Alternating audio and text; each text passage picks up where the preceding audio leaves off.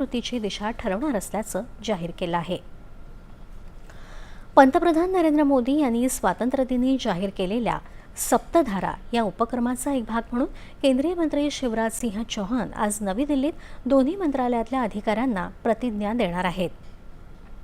या बैठकीदरम्यान विभागांचे कृती आराखडा, लखपती दीदी योजनेचा विस्तार आणि शेतकरी आणि ग्रामीण समुदायांच्या हिताचे उपाय याबाबत महत्त्वपूर्ण निर्णय घेतले जातील। 2047 पर्यंत विकसित भारत घडवण्याच्या संकल्पनेला अनुसरून कृषी आणि ग्रामीण विकासासाठी ठोस कृती आराखडा तयार करणं हा या बैठकीचा उद्देश आहे।